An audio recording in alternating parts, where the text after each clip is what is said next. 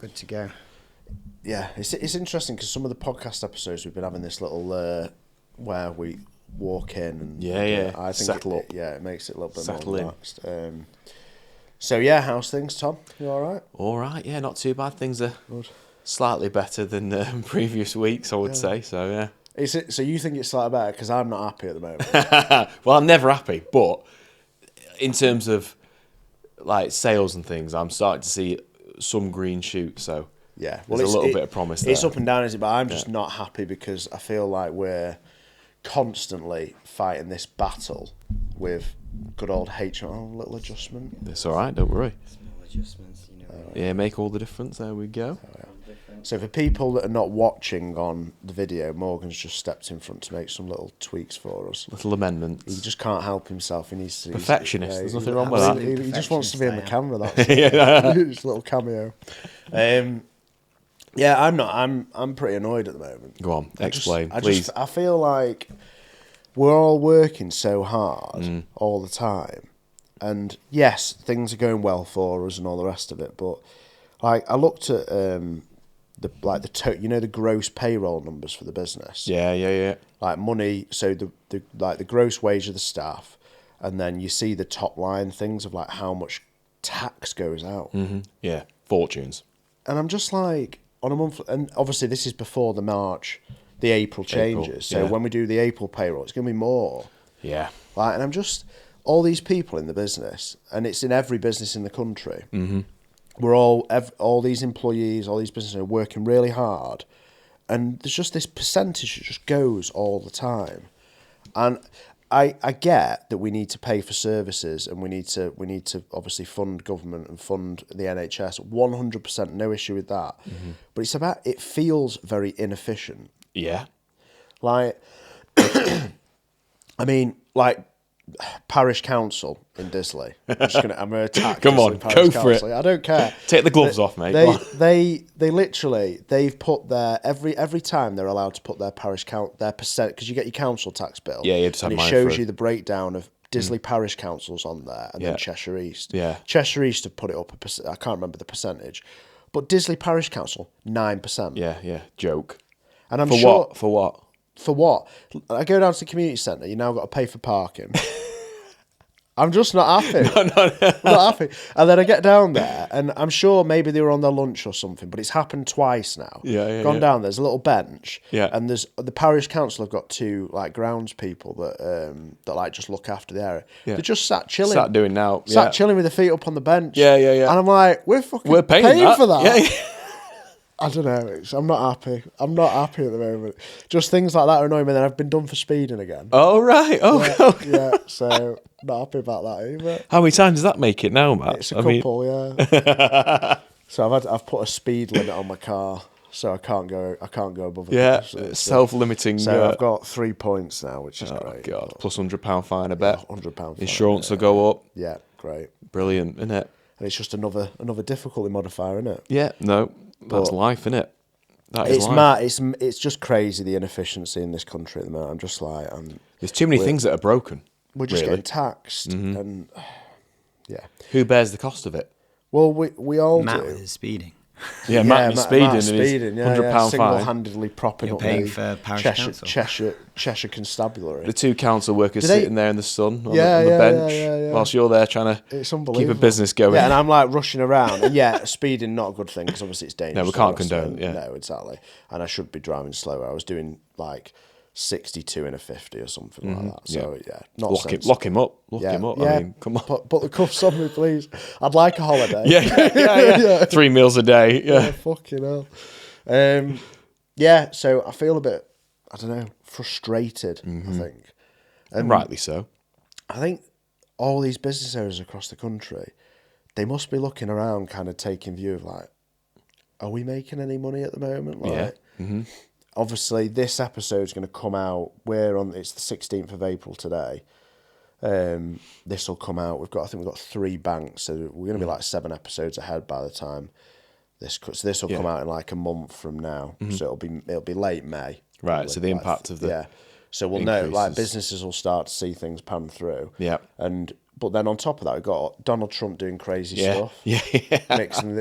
messing with the global economy. Oh God, putting tariffs in, like starting wars with China. Probably that'll be the next thing. Supply chain issues. I mean, I'm hearing all sorts. If you look at the chatter on LinkedIn, like in the last week, 10 days, whatever, since he's been really going hard at it with it, you know, putting tariffs on people and reciprocal tariffs and things like that. I mean, the man is not backing down, is he? He's going for it. It's very interesting. Very interesting. I think that we could go into like the whole why, when, if, what he's doing there. He is a clever guy. Some people think he's stupid. I suppose it's just perspective. But I think he won't be doing that for no reason. No. I think one of the things he's saying is that basically these tariffs, they're reciprocating to do with like the tariffs that countries have put on the US. Yeah. And what's happened over time, and I haven't fact checked this, so I'm just regurgitating what I've read. That's or pretty listened dangerous, not fact checking. Yeah, exactly. Well, this is the beauty of podcasts. It's opinion. Yeah, it's opinion. If you don't like, call me out in the comments. That's it, Correct me in the comments. But what they're saying is that over time, all these countries, they've just put little tariffs on little American goods, little bits of American goods to create tax revenue. Yeah. And they're just having this big reset. Yeah. Basically. But it's not good for the global economy. No. I mean, if you've seen what's happened, obviously across all markets, stock market we're talking about here as well, and you know, people are exposed to exporting to America. Yeah. Depending on where the goods, the It's country a of scary origin. time for like Land Rover, Jaguar, and places like that. Yeah. But then you could take the flip side of it and go, well, we've only had 10% put on the UK. Whereas if we hadn't voted for Brexit, we'd be in a situation where we'd get 25% of the rest of the EU've got. Yeah. So there's a little silver lining. Yeah, there's one benefit. I don't know. But on the way over, we were chatting about like the amount of... Because it's not just like these economic changes, that the fiscal changes that Labour and Rachel Reeves sat next to me. Rachel. Yeah, thank you. She's having to make difficult decisions because of like years and years of inefficiency. Yeah. And also problems, because we had Brexit, which created instability. Yes. We've had the pandemic. Yeah. We've had the war in Ukraine. Yeah. We've now got Donald Trump back in the US, mixing things up. So it's like up and down, up and down. It's been a bit of a no stability washing machine, it's felt like. And we're on like spin. So from an economic and a business perspective, we want stability, really. Yes. You don't really want the chancellors changing the rules too much, but because of all that, of inflation and everything, like we printed a load of money, they've got to pay for it all. So, and like the national debt, it's rising. And but it's a bleak outlook. It's a bleak outlook. And where are they going to get the money from? Yeah. Obviously, they have to raise taxes. And who do they come for first? Well, do they have to raise taxes, or do they need to stimulate growth? Yeah. And that's the thing where people, the first thing they jump to is, well, there's a big bill. We need to raise more taxes. Or do you stimulate the economy by leaving more cash in private wealth, which allows businesses to invest and spend money more and hire more people? Yeah. Like if you had an extra $100,000 of cash that you hadn't given out to HMRC, what would you do with it? We'd deploy it within the business. Maybe employ 1-2 extra people, invest in new products, new stock, generate more revenue that way. Yeah. Therefore, more now, VAT. You're growing. Yeah. You want to grow. You're at a different point. Say if you're in 60s, what would you do with that cash? Well, you'd probably take it out and put it in your pension. Pot, But those pension pots then invest in businesses. Yeah. So it's not like that cash is just sat there doing nothing. No. But then if the government tax it, they take it out of the economy and they waste it. Inefficient and waste it. Yeah. They spend it. Again, it's opinion. I just think it's a bit of a shambles. But then I do sympathise with her and Starmer, because I don't think the Conservatives did a very good job either. No, that's a fair point. So I just feel like the system's broken. Yeah, they've contributed to this. Broken Britain. Broken Britain. That's it. Yeah, get that as a tagline. Yeah. Broken Britain. It is. It's depressing. It is bleak. And some days you just think, what? I mean, you see loads, again, I spend a bit of time on LinkedIn, you see loads of chat on LinkedIn of people looking at ways of emigrating, aren't they? All sorts of different destinations, Dubai being one of the big ones right now. I was looking at Cyprus. Okay. I'm going on holiday to Cyprus this year. Yeah, you like it there, don't you? And apparently, so I was actually having a conversation with ChatGPT, which I haven't fact checked, but I would presume it's, so you can't just take obviously it literal, but I was just talking to ChatGPT about, I was asking it about what are the primary tax havens that people are leaving the UK economy. Yeah. Like affluent entrepreneur, where are they going? Dubai, Cyprus. Apparently Portugal's quite attractive. Portugal's a big, I've heard that one. Obviously, a lot of companies have been basing themselves in Ireland because there's some preferential things there. But Corp tax rates. from a personal perspective, Cyprus and Dubai, basically. And it's like, which one are you favouring? well, the problem is we've got kids, haven't we? Yeah, in school, friendships. Yeah. There's a lot. Family. And also, like, we've got a family farm which I love and care about, and I want to stay on the family farm. So I'm very patriotic. Yeah. Hence British business. Do you know what I mean? Like, Yeah, it's in the title. yeah. So I don't think I could ever emigrate. I couldn't emigrate for tax purposes because you can only spend 45 days in the UK. Right. Yeah. You have to be outside of the UK, and you can only come here 45 days It's a year. 45 nights, I think. Is it 45 Yeah, nights? yeah. So you can have more days but less nights. Yeah, not so- that many nights. It's It's a challenge, isn't it? Yeah. And your head's been turned there because you're disgruntled and frustrated. Yeah. So you've turned to ChatGPT, the power it is, to go, what are my options? Even to the point, when you go down this little spiral online, where I was Rabbit looking holes. I was looking at where's the best place to live in Cyprus. If you go, Were you really? Yeah. I bet you were looking at houses and villas, weren't you? I wasn't looking at that, but I was looking at like private schools for kids. Yeah. And Well, there'd be English-speaking schools out the there. interesting thing is it's its own little economy over there. Okay. So you're getting all these business owners and entrepreneurs going out to Cyprus because I think it's very close to 0% corporation tax, so you can have your holding company over there. And like, this is not tax advice, obviously, but there's certain things you can do. And obviously, if you're in an industry where you're borderless, say you're in SaaS or something like that, you can work anywhere. Work anywhere. You can base your company there, and if you're drawing dividends, you can run it from there basically. Or if you're running an agency. We worked with an SEO guy on a short-term consultancy basis. He's living in Marbella.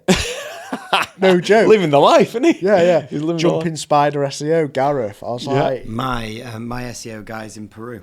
Really? Yeah. Just shows you, He's doesn't it? British. You can Borderless trade now, guys. Exactly. Borderless trade. So you can do certain industries from anywhere, like software engineering and stuff like that. Like we've obviously got people in India and what have you. But from a perspective of tax, like why would you stay in the UK? This is the problem with the UK, innit? Like you're just saying there, your guy in Marbella, right, paying lower rates of corporation tax and income tax probably, but he's doing a lot of work for UK British businesses, and we're not collecting any tax revenue in this country on that individual. Yeah, but who's the fool there?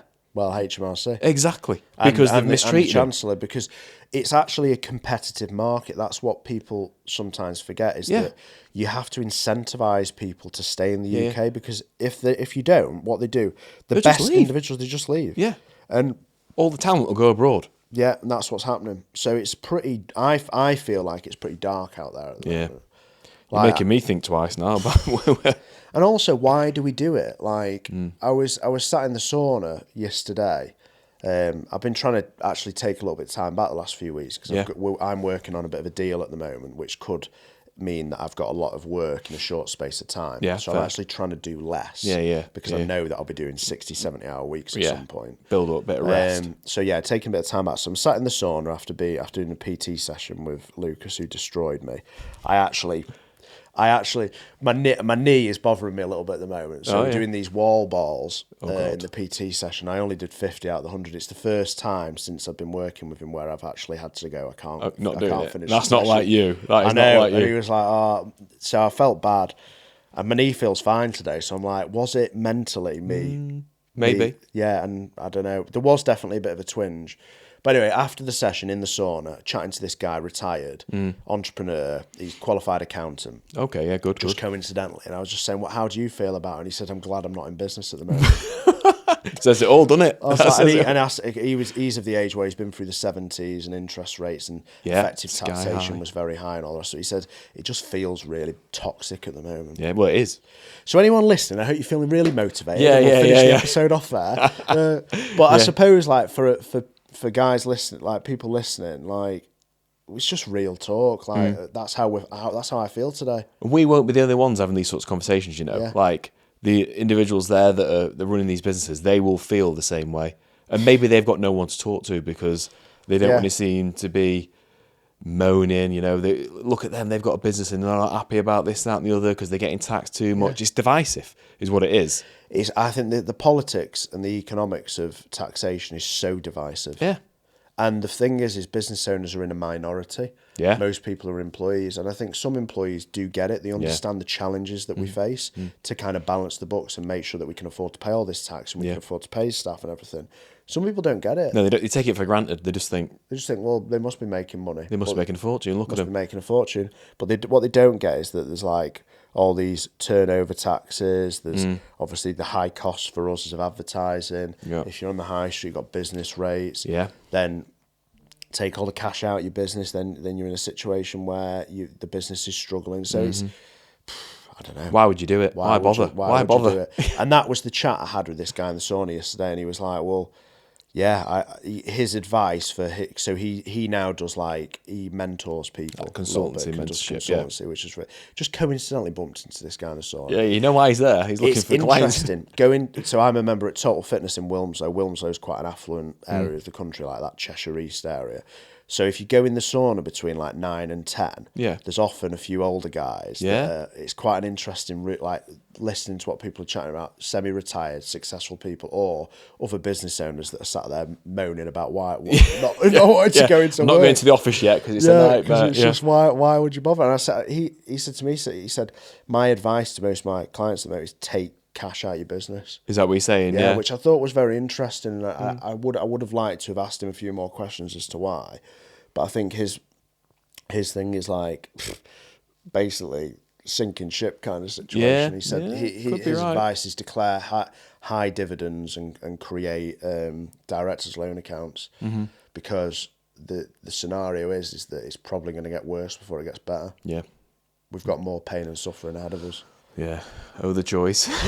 Anyway, so today's episode, we're having a bit of a chat about profit. Okay, good. Yeah. So while we're rolling it. What did you think of that WhatsApp message I sent you last night, by the way? With a little summary of what we were filming today. Did you see that?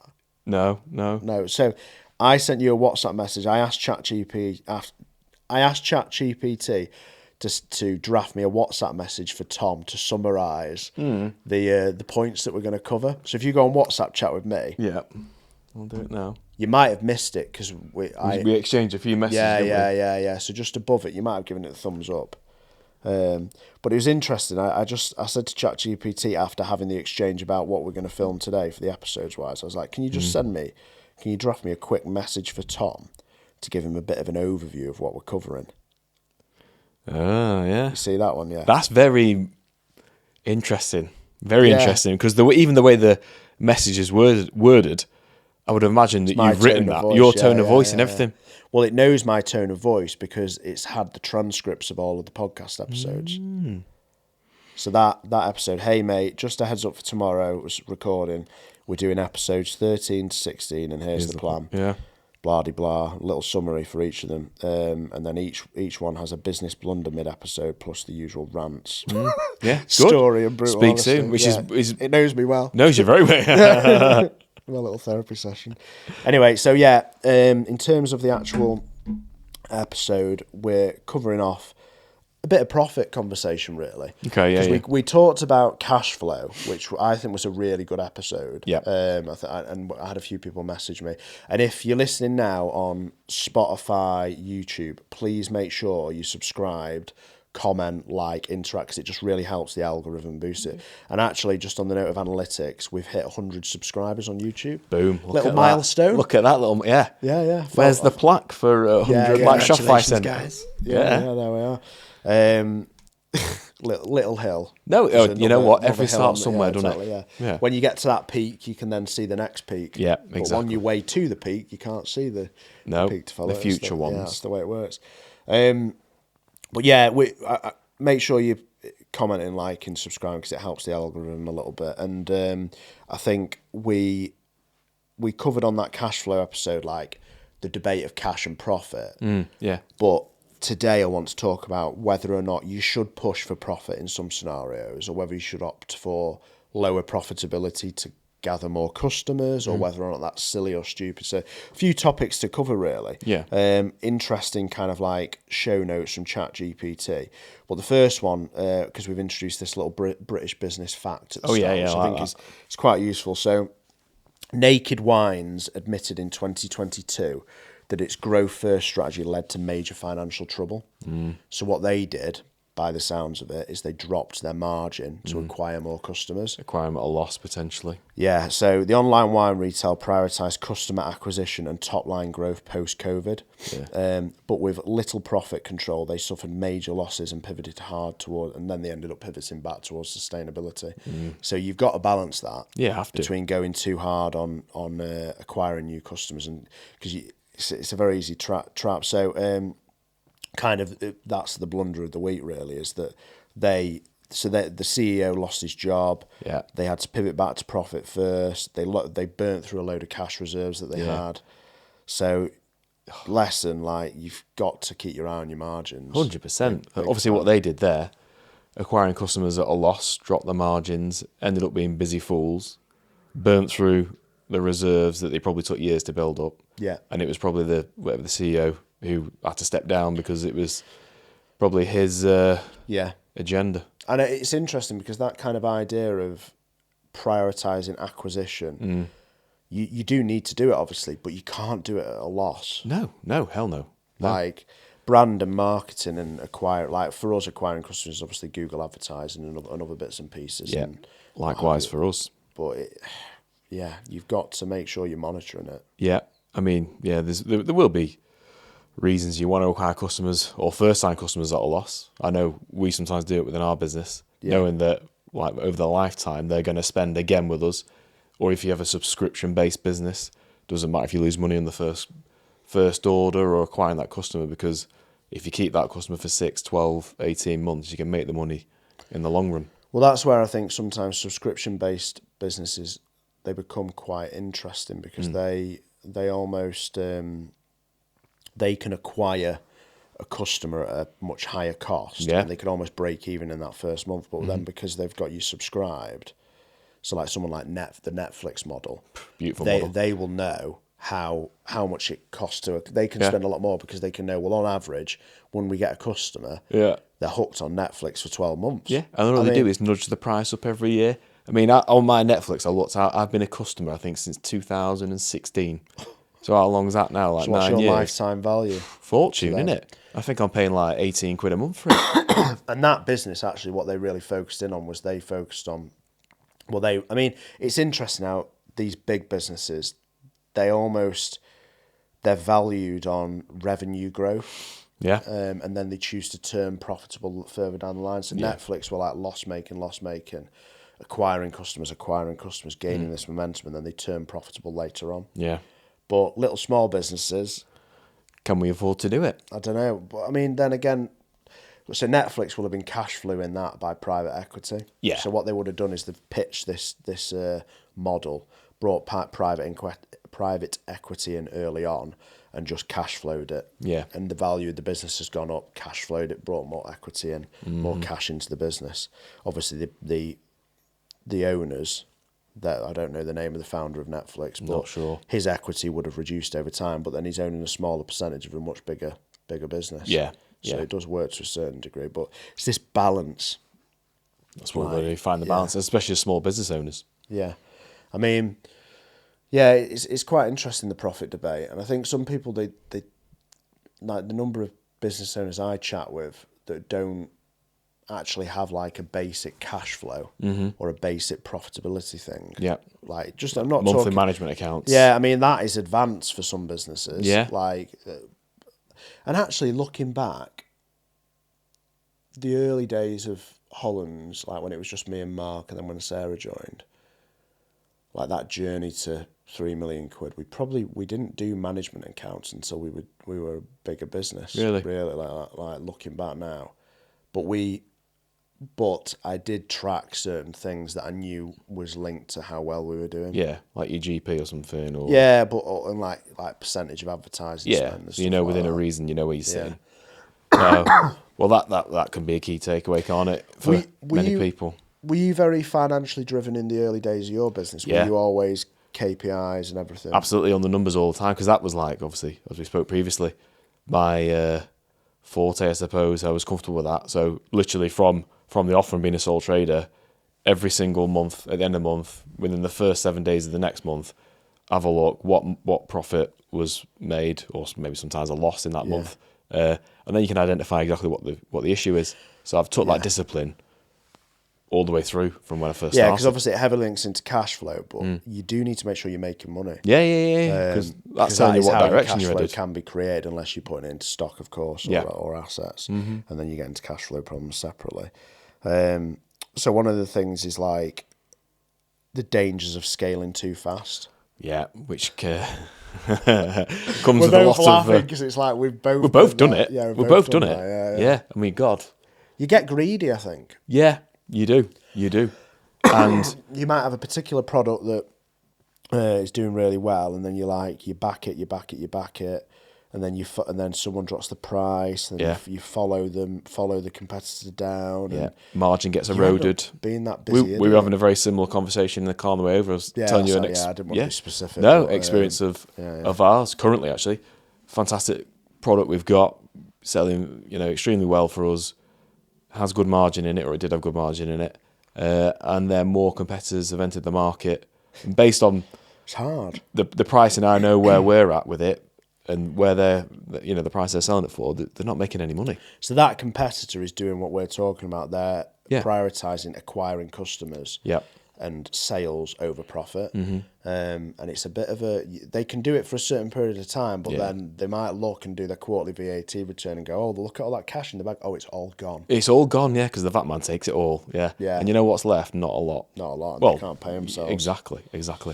But it's not sustainable, is it, in terms of what they're doing? But this is part of it. So ChatGPT asked a question: Can you name a time or think of a time when explosive growth actually hurt your business? I can think of one straight away. Yeah, go on, you share your story. Well, for me, it's the pandemic. Yeah, we were growing really well, and then pandemic happens, and we just we shot off again. Yeah, we didn't have systems in place. Yeah, and we were technically profitable, but we needed so much profit and cash to sustain that growth. Yeah, it's hard. Yeah, and you think about all these different niche industries, like different things popping off, because obviously new stuff comes in. Like there's the whole I mentioned about what was it called, hydration on one of the other podcasts. There's what's the name of the brand that's going to really annoy me? The drinks we had. Yeah, no, not the electrolytes one. Yeah, electrolytes. Like electrolytes is a little niche industry that's popping off at the moment. Everyone's jumping on the bandwagon. Like Pure Sport are a big player in it. Cadence is a little brand that's owned by George Heaton. You know, the owners of Represent. Oh right, okay, interesting. It's like his little sidestep brand because he's mega into running and endurance sport. So you've got to keep hydrated and stuff. It's going to really annoy me. I can't think of the name of the brand that I go with. But anyway, they go on this growth journey. They're acquiring customers, and a lot of them are not very profitable. Right, okay. Because it's massive marketing spend. And yeah, hard. Yeah. But because they're kind of in that little pandemic period for us now, because there's so much interest and the growth is supercharged. Yeah, growth is supercharged, and when you're in that thing, you can get into this trap. Yeah. Of acquiring more customers, going up, and then you go, oh wait, we didn't actually make any money on that journey, and then demand's dropping off. Yeah. And then you're having to cut costs. Yeah. And you end up going through this pivot up, drop down, and you end up thinking, well, you've acquired a load of customers, done a load of revenue. You made no money. No, yeah. So what did you do it all for? So, all that stress and the sleepless nights and the cash flow problems and all that sort of stuff, and you've not made any profit. You kind of almost have to you have to ride the wave and be slightly lower on the wave journey. Almost miss out on some opportunities, so that as you're going through that journey, you are still profitable. Yes. And generating equity and cash into the business. Yeah.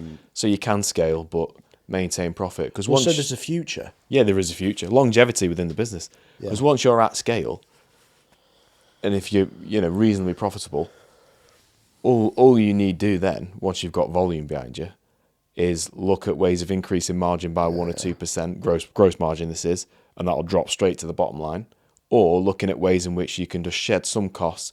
Because no matter what, when you scale and you grow, you're going to get bloated. We've done it multiple times where we've grown, retracted, Yeah. and we take on more costs, more software costs, maybe more staff, maybe outsource You get resource. fat. You get fat.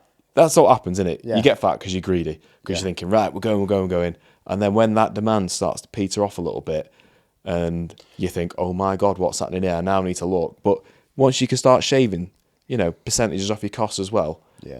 that's where the magic happens, doesn't it? Because it'll drop to the bottom line for you. Yeah, 100%. So, yeah, I think that kind of like trimming the fat is a really important process to remain profitable. But my big thing with this is like, you want to go on that growth curve, but you've just got to stay behind what the actual growth percent, what the potential of growth is. Don't be greedy. A sensible business person they'll just be sat slightly behind it. But that's hard for entrepreneurs where they see the shiny light it's over like, there. revenue, I'm on let's it. go. Let's go, push hard. I mean, that's probably where you need a counterbalance in your business. Yeah, going back to our partnerships thing of like, we're very kind of like bit crazy, very ADHD, very driven, very like boom, boom, boom, let's go fast. You need people that either slow you down a little bit because they're a bit more cautious, a bit more steady-headed. Keep you in check. Yeah. And that can come in the form of your accountant and things like that. So if you've not got a business partner, if you get a sensible accountant and you like value professional people. Yeah. Like, they cost you money, but having that sense check, it's so important. So is cost cutting ever a long-term solution or always a signal of trouble? I mean, I don't necessarily think it's a signal of trouble. I mean, you look at even some of the large-scale businesses, the Amazons of the world, they were on a massive drive over COVID to expand warehouse space all across America and UK and whatnot. And then when they realised that pandemic demand wasn't actually the new precedent of that's what the demand will be and we're going to grow from here, they had to start chopping all that real estate up that they'd either bought or leased and sublet all out. Yeah. Therefore covering the costs or even cutting the costs. Same with people though, a lot of these tech firms like obviously Twitter X, you've got obviously Facebook, look what he did Meta. with Twitter when he went into it. I mean, Mr. Musk, Elon obviously that business had taken on a lot of fat. Yeah. And Musk what is it, went in 25% or even 20% of the workforce left? Yeah. And I mean, maybe profitable. Maybe he's gone too hard. I don't know, but like, it's funny how he started doing it, and then it became almost in the tech circles of like Silicon Valley and all the rest of it. It became acceptable to make people redundant. Yeah. So you've got like because it won't be seen as we're retracting, we're in trouble. It's actually just sensible business moves. Yeah. So Meta saw it as an opportunity. They had a hiring freeze. They cut people back. Amazon are doing the same. Yeah. They Google. kind of almost Google did the same. So all these things, so they've gone on that growth, and now they're prioritising that profitability post-pandemic because they probably didn't make enough, or they all did make a lot of money, obviously. But absolutely. They've got it right. But for smaller businesses, when you go in at a rate of knots, sometimes you can lose track of like, am I actually making money? And I think it's good just to have that moment to go, I'm just going to check. I'm just going to check if that's where they need to do monthly management accounts. Yeah. Let alone worry about the cash flow. Do the monthly management accounts. Look at what profit or loss you might be making. Therefore, if you're not making any money, you're going to be a busy fool, aren't you? And you don't know the direction you're heading in. That's telling you something, isn't it? If you're losing money, that what you're doing is not working. Yeah. And it's time for change. Yeah. And you've almost got like hidden profitability as well. So you can be, so say your revenue, you're profitable. You almost make a decision that, because you've got obviously your gross and your net. Yeah. People might not know the difference between the gross and net. Yeah. Well, hopefully they do. Yeah. I think like, I mean, I don't want it to, go on YouTube and type in the difference between or gross profit and net. ChatGPT. Go on ChatGPT. Or ChatGPT. But basically gross profit is your profitability after your cost of goods sold. Yeah. So if you're in a service-based industry, that might be your labour cost of providing the service, and then you're left with your gross profitability, and then your operating costs sit after your gross profit, and then you have your net profit. That's the short summary. Maybe I butchered it. That's my understanding of it. Yeah, you're pretty much right. But check it out and have a bit of a look. But you need to know those numbers. You need to know what your average gross profit is typically. Yeah. And then you can go, right, well, this month I'm going to choose to spend. So say you've got operating on, I don't know, a 40% gross profit, and you've got 40 grand to play with in that gross profit. And typically you spend 30 grand of that and you leave 10 over. But you might choose in a particular month, I'm going to spend all of my gross profit and leave me at break even because I want to invest in this. Yeah. I want to not purchase an asset, but I want to spend money on this piece of software or this or that, because you can't obviously capitalise that kind of stuff. Or you want to spend more on advertising, do a campaign that then leads. So you can do that, but you can't do it every month. No. Because then you're sat on this big boom, boom, boom, and then all of a sudden demand drops off. So you do need to go. You need to make sure you're making money. Yes. So important. Really, really important. You need to make money throughout that journey. Yeah, I think it's a big thing. I've been guilty of not doing that. Growth, and you margin getting tighter. Yeah, exactly. I mean, let's be honest, we've all done it, haven't we? We certainly have done the same thing as well. Yeah. And it's only when you look and you think, good God, we've turned over all this money, and then we're making 1% net. We've gone completely wrong here, and that's where you need to reassess and reevaluate and look. That's when you look at the costs and you look at something might not be wrong with your gross profit. It might just be that your fixed costs, the below the line costs. My God, we're tied into this software. My God, why are we paying this person for this or this outsource resource for this? Or it's where you need to reassess. Yeah. Zero cost budgeting, they call that. Is that what it's called? Well, yeah. So you look at every single pound you're spending. Yeah. And go, do I need to spend that money? I think that level of scrutiny, if you don't know whether you're profitable, go through, like, the start line is actually, you need to know whether you're profitable or not, but then going through those cost lines. Absolutely. I do it. You pick up so much fat. You do. Ultimately, you do. We saved a lot of money a couple of years ago by doing that. I went through every single pound we were spending and going, don't need. Why are we paying them that? Or looking at contracts or agreements we're in and renegotiating, going, hold on a minute, this has just got a little bit out of hand here, especially in the current business climate. We need to support one another. You help us, we help you. Well, there's a couple of things I can think of that we've reviewed recently. Obviously, couriers is a big thing. That can make a massive difference to our net profitability. But then, like, I'm not going to specify, because if competitors listen, they'll steal the idea. But if you review some of your costs, you'll be shocked. Like, I've saved thousands of pounds for my business recently, and it's like, wow. Yeah. And that's just by looking under the rocks and going, wait a minute, what's going on here? Yeah, exactly. Let's say your net profit's 10%, okay? So if you can save yourself £10,000, okay, that's the equivalent of you having to turn over 100k, right? How many products you need to sell to turn over 100k? You might need an extra member of staff to help pick and pack those extra orders. Yeah. So, what a juicy saving that is if you can save yourself £10,000. I think that reviewing of costs is actually probably the most important takeaway for people listening to this episode. Is like, I would say at least on a quarterly basis, you should look at your management accounts, or just even print your bank statements for your business. Print 3 months of bank statements. It'll be a painful process, but go through and just highlight things that you don't know what it is. It shouldn't be painful. It should be enjoyable. It should be, oh my God, look at this. Look what I've just unearthed.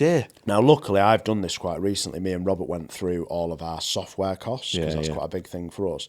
We found one thing out of all the things, which I was very happy with, because how much was that costing? It was a piece of software that we'd stopped using about 3 months prior. So luckily, we'd only pay 3 months of subscription on it. But it was 175 quid a month. Right, okay, yeah. Best part of the 200 grand a year then. Yeah. Yeah. Oh, if you let it run silently in the background, that will happen to me. That would have happened. Yeah. So I did it in October, I did it in January. I did it a couple of weeks ago. Yeah. You just got to constantly do it. Yeah, review every quarter. That software, when I looked in January, we were using it. Yeah. And then someone's left. 1 quarter later. It was to do with copywriting, basically. Yeah. And we've got a new copywriter that's joined the business, but basically, I've not trained her on that piece of software yet. Yeah. We will probably use it, but why am I paying for it? Don't need to pay it while you're not using it. Cancelled it. I'll probably cancel it for the next couple of months and then reintroduce it, but save 400 quid. Exactly. Well, all those subscriptions or costs you're talking about, they're hidden drains on your profit and your cash flow as well. Because cash out the bank, also cash straight off that bottom line. And literally with that bill you're talking about, let's say it's £2,000 a year, let's assume you're making 10% net, 10x that. That's 20K's worth of sales that you need to generate just to cover that cost on that software. Yeah, I think that cost review, big thing. Yeah. So yeah, I think that's probably this episode done. Keep it short and snappy. I think I've listened to a few of our episodes, and I think it's nice to have the chit chat at the start and stuff. Yeah. I mean, how long have we been chatting for now, Morgan? 40 minutes. Yeah, so that's still Amazing, lengthy and it doesn't feel episode, like it. It feels like 10. Yeah, and we've gone over quite a few things there. Hopefully, there's some points that people will take away. But if you've made it to the end of the episode, you are in that 1%. Yeah. Because a lot of people, they start listening and they don't. I think there's a core audience. I think it's around 10% of the audience that start listening to an episode. They finish it. Yeah. A lot of people drift off halfway through. But I was reading online, it's very common in Oh, no, podcasts. 100%. Happens to everyone. Yeah, exactly. So if you've made it to the end, you're a loyal member of the team. Oh, yeah. Bless you. So we'll leave it there, I think, for that episode on profit. If you've got any questions or comments about profit or things we do in our business, stick a comment in the comments section. And if you've got anything you want to ask us, then let us know, and we'll answer the comments and questions on another episode. So have a great week, guys. Cheerio. Thank you very much.